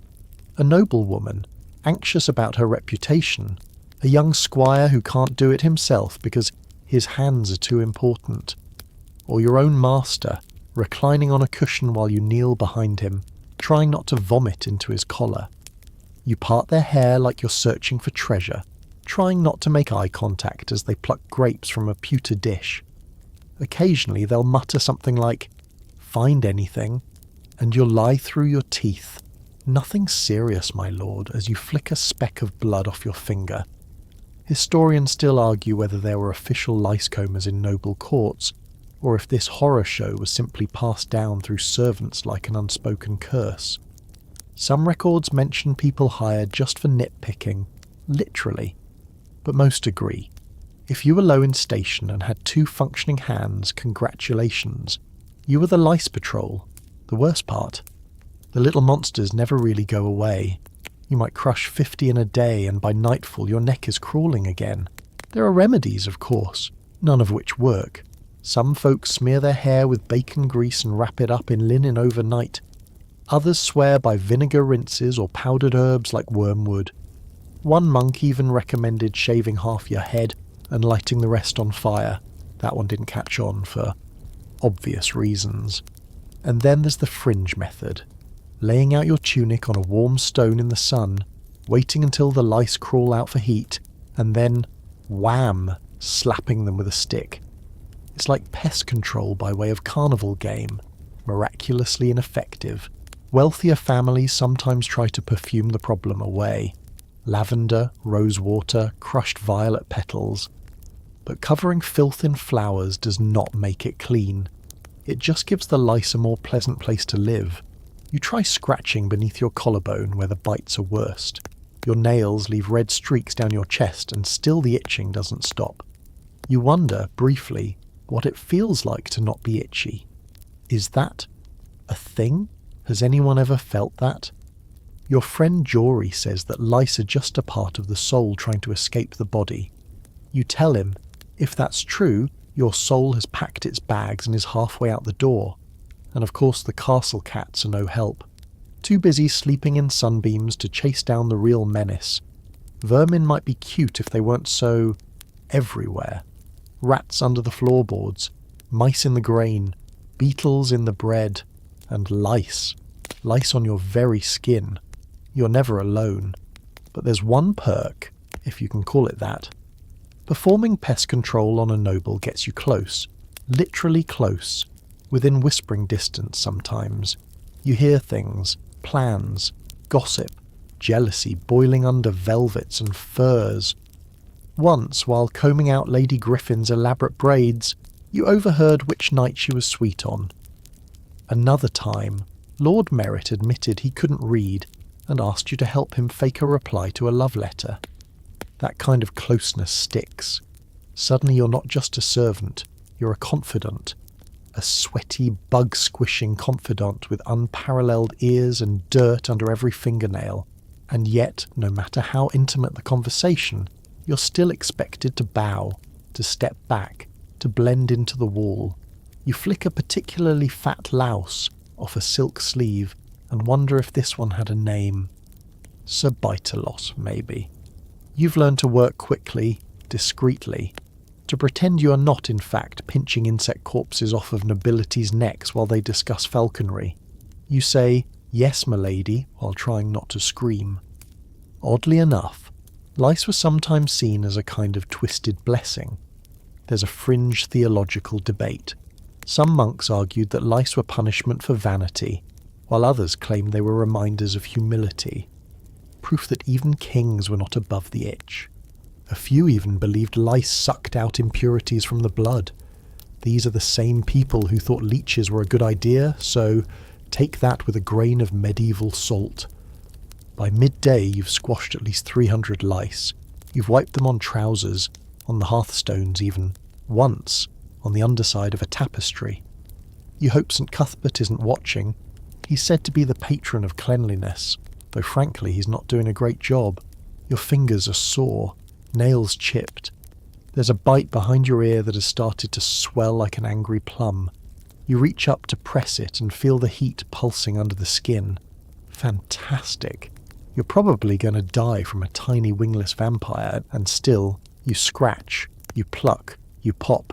It's endless. Someone calls you over. A lady's maid pointing urgently to her mistress's scalp. You grab your comb, sense your shoulders tighten. You cross the great hall, where someone's just dropped a roasted goose leg on the floor and hasn't picked it up. There's a dog licking it. You kneel again and begin searching through another forest of hair. It's a quiet kind of intimacy, this job. Disgusting, yes, but intimate. You know these people, their cowlicks, their dandruff, the little mole behind their left ear. You never forget someone you've deloused. You might dream of being a knight squire or a stable boy with some upward momentum, but for now, your place is here, in the shadows, with the bloodsuckers. There's a crunch between your nails. Another one bites the dust. Your hands are already wrinkled from the steam, and it's not even noon. You've been sloshing water since sunrise, hauling heavy wooden buckets up and down slippery stone steps to fill, of all things, a bathtub. Not for you, obviously. This isn't a spa day. You are the bath attendant, and castle baths, rare as they are somehow both your greatest honour and your worst nightmare. First, you've got to heat the water. That means coaxing the fire in the hearth like it owes you money, then listening to it hiss and spit at your face while you stir it with what is technically just a glorified paddle. It takes hours. The tub, a deep wooden barrel ringed with iron, carries about as much water as a shallow moat, and naturally there's no plumbing. You carry each bucket by hand, arms trembling, avoiding the slippery edge of the flagstone floor where last week you nearly broke your tailbone and your dignity in one tragic splash. But it's not just water. No, your noble bathers want the full experience, scents, textures, relaxation. So you stir in herbs, lavender if you're lucky, thyme or rosemary if you raided the kitchen garden without being caught, and generous sloshes of imported rosewater that cost more than your annual pay. You sprinkle in oats for softness, crushed almonds for luxury. One lady once requested warm goat milk which curdled halfway through and turned the whole thing into a cheese spa. You don't talk about that day. Soap? Yes, but not the nice bubbly kind. Medieval soap wants to hurt you. It's made with ashes and animal fat and smells faintly of sadness and someone's uncle. It's harsh, slippery, and always crumbles at the worst moment. Nobles sometimes prefer imported Castile soap, smooth, pale, and discreetly smug about being Spanish. But only when the merchant has actually made it through bandit-infested roads without being relieved of his inventory, which is not often. And the bath itself. Oh, the ceremony. You spread linen sheets on the bottom, yes, inside the tub, because heaven forbid a noble's rump touches plain wood. Then come the cushions, the scented candles balanced dangerously close to flammable curtains, and the heated stones, which you carefully lower in with tongs to keep the water warm. Too hot, and you'll scald their delicate skin. Too cold, and you'll be scolded publicly. Either way, you are blamed. You don't usually speak unless spoken to, which is rare, because nobody wants to acknowledge the bath attendant, especially while standing there, bare as the day they were born, climbing into a steaming barrel in full view of several uncomfortable servants holding towels like they're fencing foils. Noblemen tend to bathe maybe once a month. Noble women, more often. But that's a court rumour you're absolutely not confirming. Some believe frequent bathing weakens the body, opening pores to disease. Others, especially among clergy, consider nudity in general to be morally questionable, even when aimed at hygiene. Historians still argue whether medieval nobles bathed out of genuine cleanliness or just to smell like crushed flower petals long enough for a banquet. Occasionally privacy is requested, which means you either stand still and stare at the floor with the intensity of a monk meditating on sin, or you scuttle behind a curtain where the acoustics are somehow worse. You hear everything: the splashing, the complaints about temperature, the gossip about Lady Maud's extramarital embroidery sessions. Every now and then someone forgets you're there and lets something slip, like how the master-at-arms likely rigged last month's jousting match, or how the steward's wife is pregnant again, despite the steward being away for 6 months on tax errands. Sometimes, not often, you get bathed too, by accident. That's when a noble's child charges into the bath chamber mid-dunk, diving in like a tiny eel in a velvet doublet, splashing rosewater into your eye while you hold a drying cloth in sheer confusion. No one warns you, no one apologises. You just stand there, soaked, holding damp towels and rethinking your career. One of the strangest things? Some of the bathers bring food. Yes, a full platter. Cheese, fruit, sometimes hot pies if the kitchen's feeling ambitious. You get to hold the plate while they nibble in the tub, one slick fingertip at a time, making damp eye contact with you while requesting more pears. You try not to breathe too loud. And then there's the matter of bath guests. Oh yes, nobles occasionally bathe together, friendly dukes, flirtatious widows, entire families in one giant wood cauldron of complicated dynamics and floating herbs.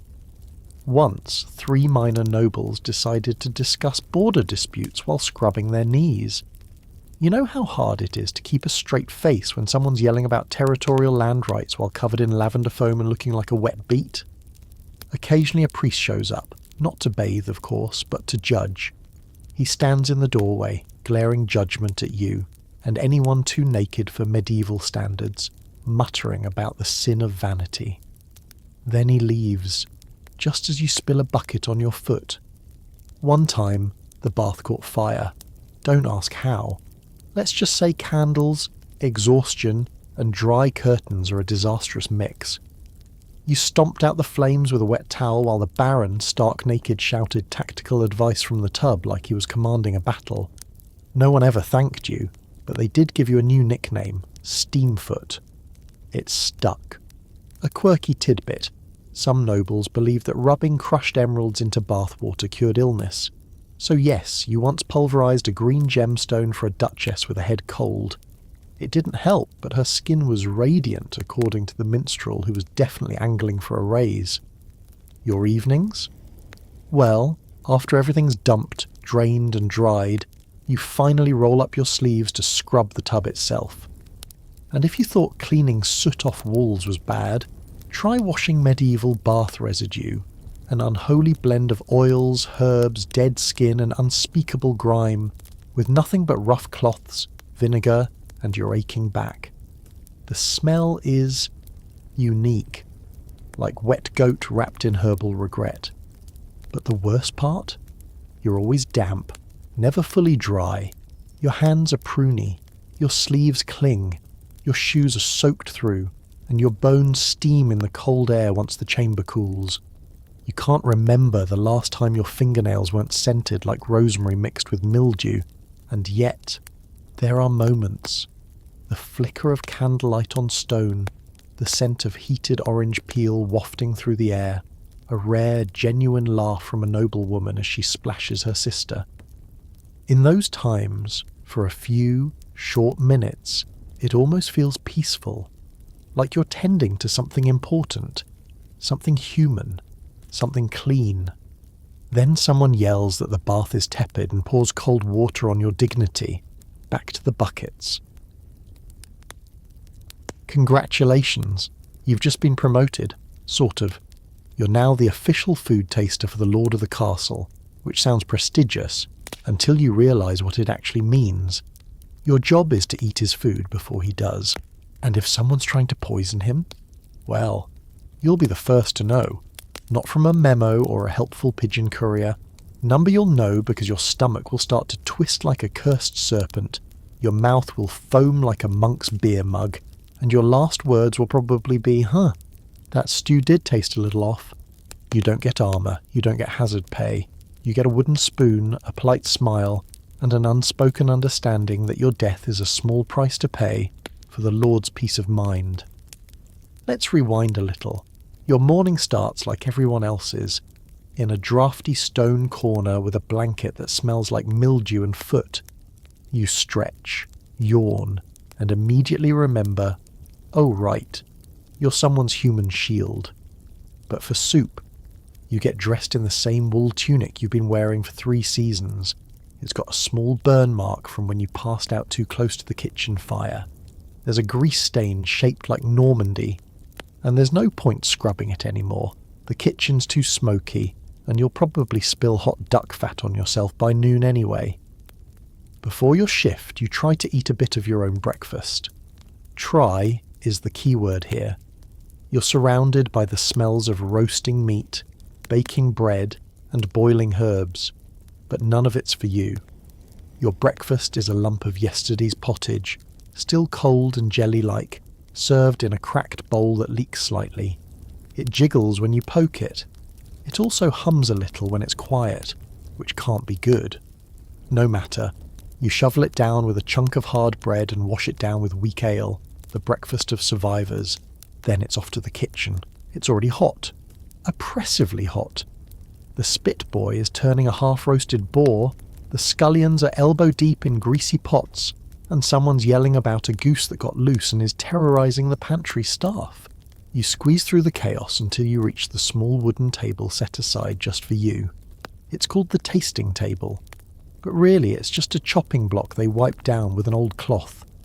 The steward brings the first dish. It's a golden meat pie, its crust puffed and glistening, steam curling out of its vent like it's exhaling in relief. It smells divine, too divine. You pause. The Lord's cook, who hates you by the way because he thinks you're the reason people think his stews have a weird aftertaste, watches closely. So do the kitchen boys. They all wait for you to take the first bite. You slice into the pie.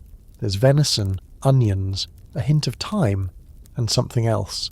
Something metallic? You chew carefully.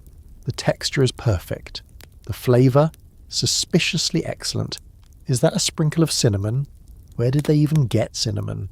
Now your brain is working overtime. Is this a rare treat to impress visiting nobility? Or is this your funeral snack? No one says it, but everyone's watching for signs. Did your eyelid twitch? Did your hand tremble? Did you blink too fast? You swallow. So far, so good. Next dish. A bowl of stew.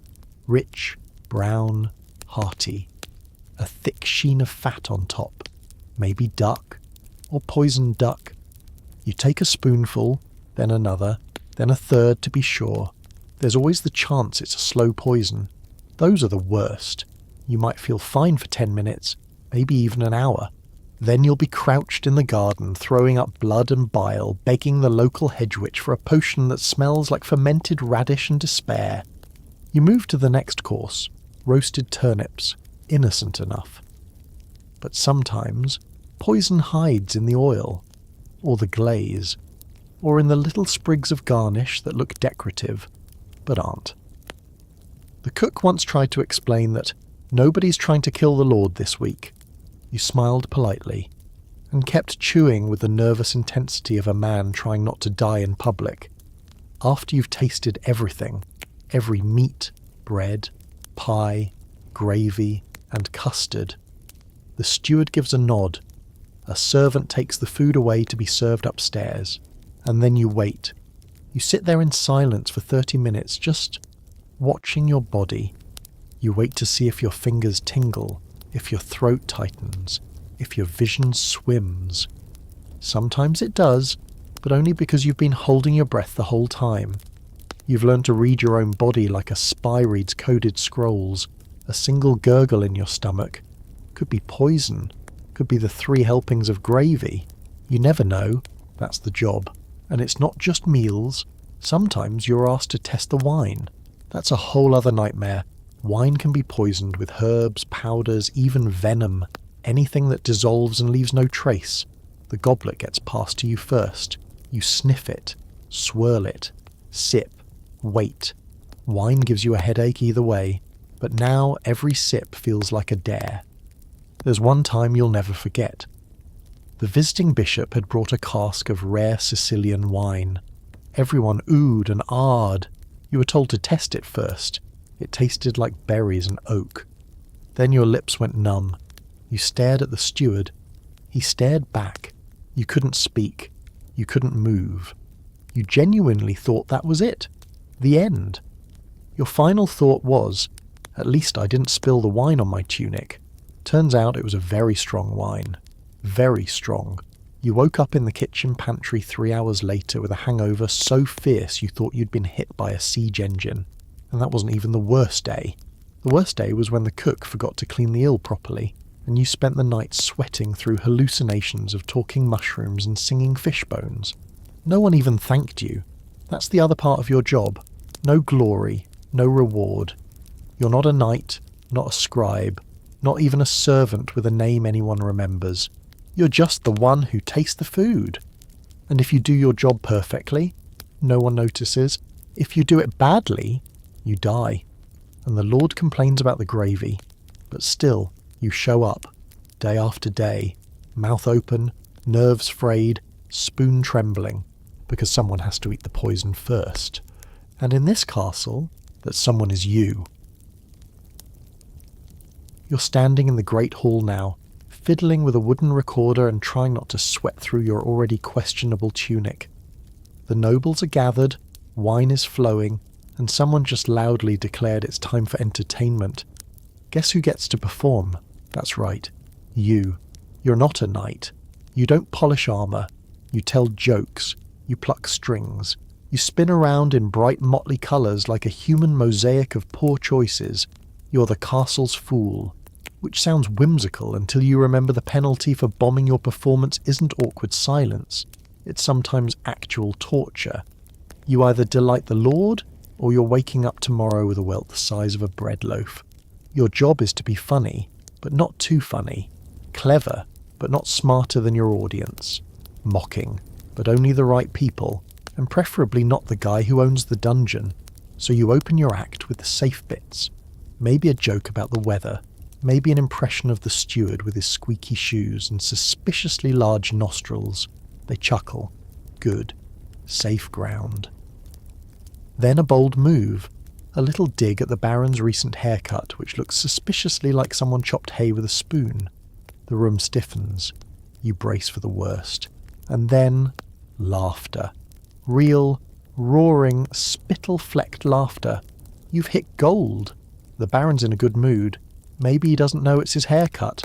Or maybe the wine is doing the heavy lifting. Either way, you live to juggle another day. A minstrel strums his lute beside you, eyes darting like a rabbit in a hawk's shadow. He's hoping his ballad about a tragic goose romance will go over better than last week's, when his ode to Lady Elspeth's very long nose got him whipped behind the stables. Historians still argue whether court jesters were truly free to speak truth to power, or just allowed to speak nonsense in a way that flattered their lord's ego. You don't have time to ponder academic debates, though. You're busy balancing a stolen turnip on your forehead while improvising a poem that rhymes chamber pot with noble rot. Your audience includes children, toothless old knights, and very bored noble women.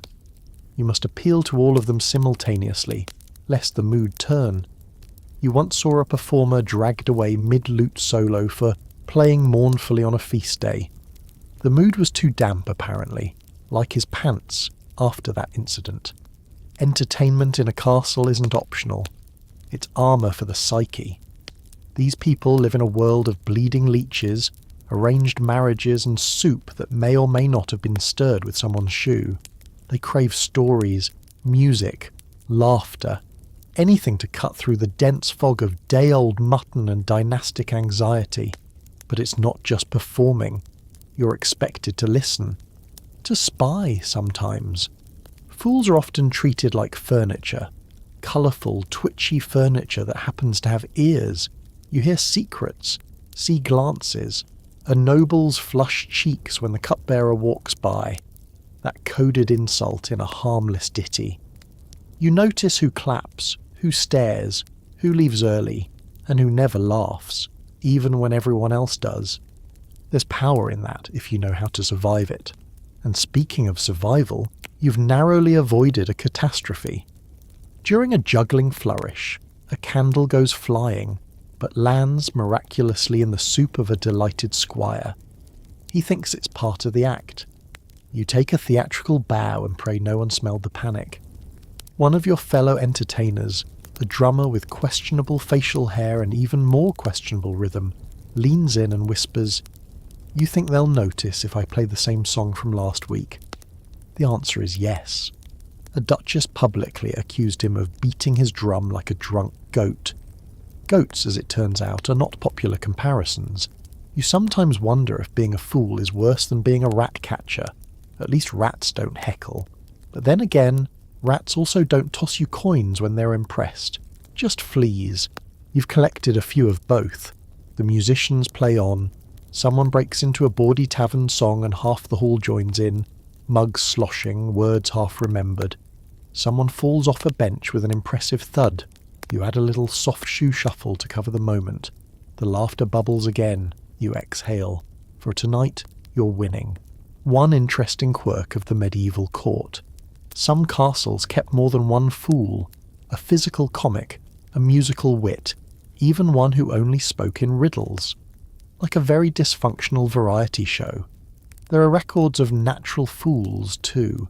People with cognitive disabilities who were brought in for entertainment, their presence equal parts fascination and exploitation. The ethics are medieval, which is a polite way of saying non-existent. You, however, are what they call an artificial fool. Not because you're made of wax and string, though some days it feels close. No, artificial in this case means you trained for this. Memorized plays, learned comic timing, studied the lute until your fingers bled. It's a craft. A dangerous, absurd, oddly powerful craft. And you're not alone. Minstrels, troubadours, puppeteers, they're all here, treading the same splintered floorboards between glory and humiliation. A wrong note, laughter turns to jeers. A too saucy joke, you're dodging thrown bread rolls and maybe a candlestick. Still, there's magic here. When the hall is humming, the fire crackling, and everyone's faces glow orange with candlelight and cheer, you feel it. That brief, flickering warmth of being seen, and just for a moment, loved. Then someone shouts for a bear baiting and the spell is broken. Time to clear the floor. The bear does not appreciate wordplay. As you retreat with your tambourine and dignity mostly intact, you reflect on the evening. No lashings, multiple laughs, a generous tip from one of the kitchen maids stuffed into your boot. Success.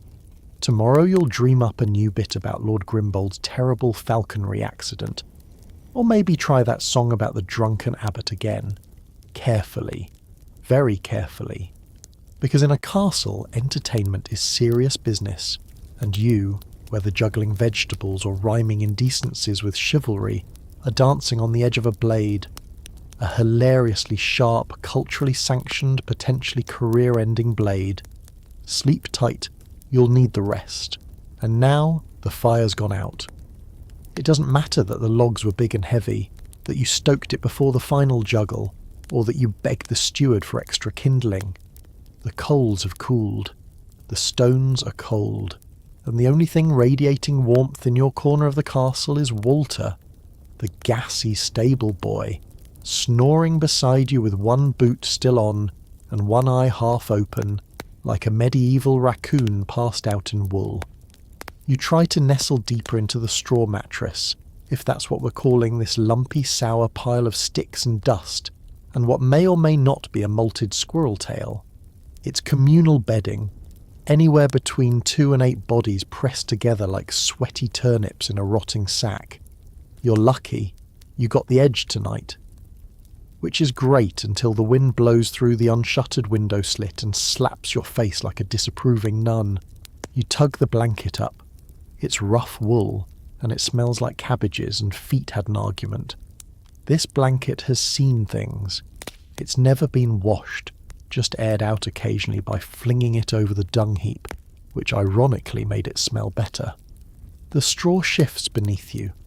Someone, Edith probably, lets out a groan and rolls over, taking half the blanket and all of the heat with her.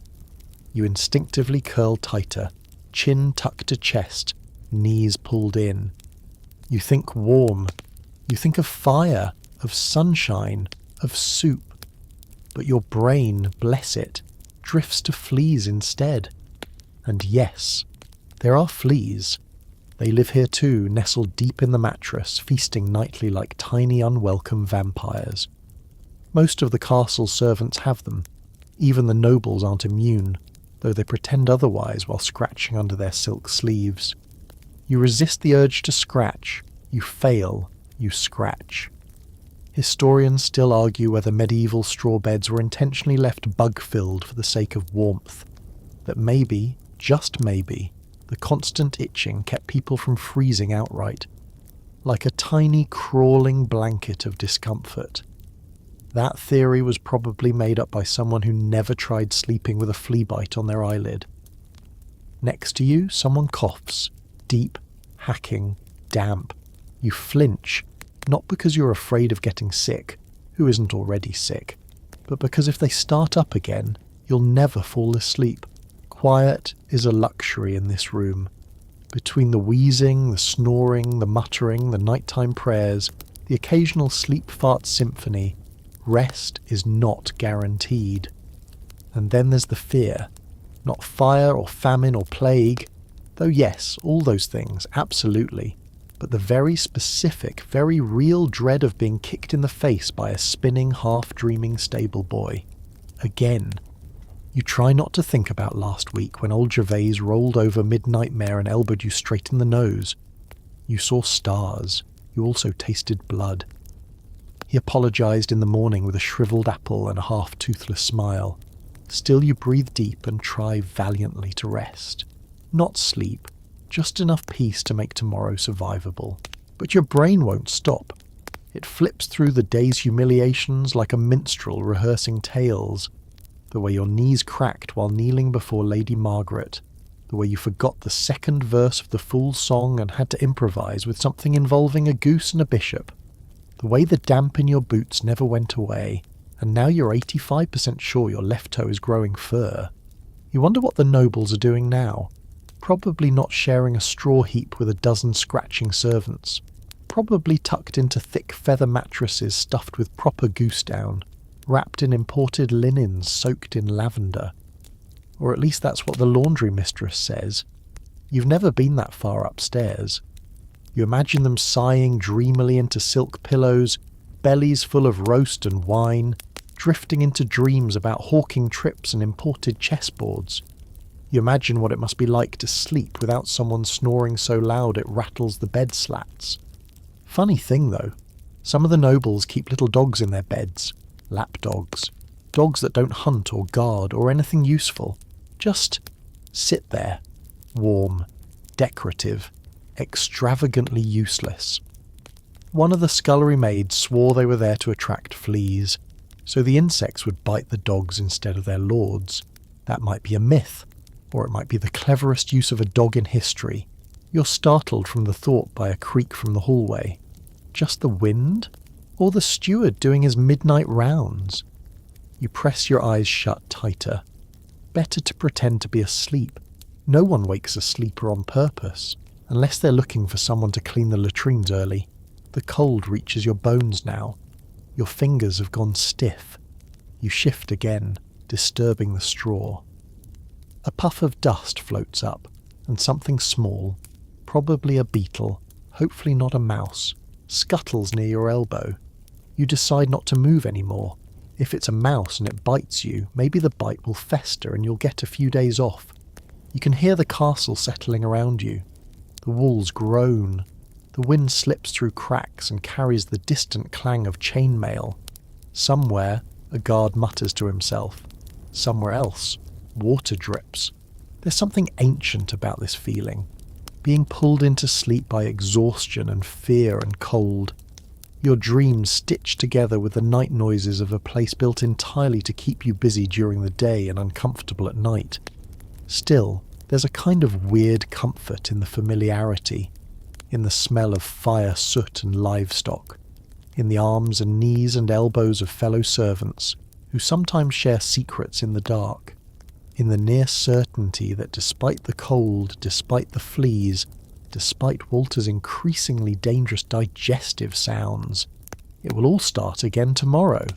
The same groans, the same chores, the same jokes in the kitchen that you shouldn't laugh at but do. You finally start to drift, a soft, scratchy sleep, weighted with dirt and dreams. A noble might call it misery, but in this moment to you, it's just rest.